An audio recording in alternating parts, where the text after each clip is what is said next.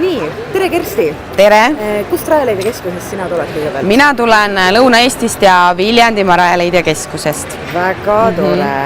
Küsiks kohe sinult kui karjäärispetsialistilt, millised erialavõimalused on noortel, kes õpivad näiteks autonduse erialal?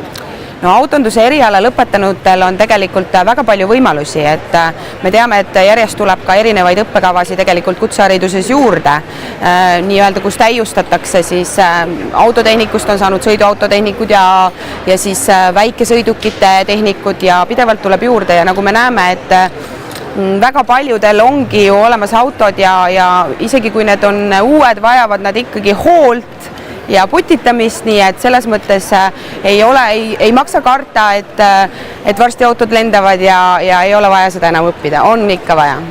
Väga tore kuulda. Mida sa soovitaksid noorele, kes siia messile tuleb?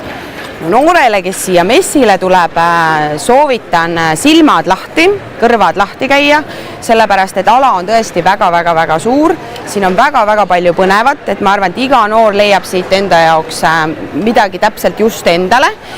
Siin on väljas väga paljud erinevad koolid, loomulikult vaadata kutsemeistri võistluseid, see on omaette elamus kindlasti, vaadata, mis siin veel põnevat on ja kindlasti tulla ka meie Rajaleidja boksi, sest et meil on ka siin väga palju põnevaid asju.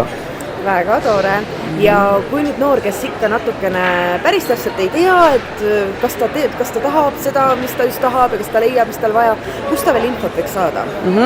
Et selles mõttes, kui see noor, kes on natuke omadega segaduses ja vajaks võib-olla natukene kaasamõtlejat ja temaga arutlejat ja kes satub näiteks juhuslikult siia, siis ka siin on võimalus, et meil on võimalik isegi siin kohapeal karjäärinõustamist saada ja kui ei ole tahtmist siin messimelus nõustamist saada, alati on võimalik pöörduda meie erinevatesse keskustesse ja loomulikult lisaks meie suurepärane kodulehekülg, kus on võimalik väga palju erinevat infot saada, kus on ametite andmebaas ja väga palju enesetundmise kohta, karjäärivõimaluste kohta, välismaa kohta ja nii edasi, nii et see on õige leht, kust alustada seda otsimist. Ja selle lehe aadress on?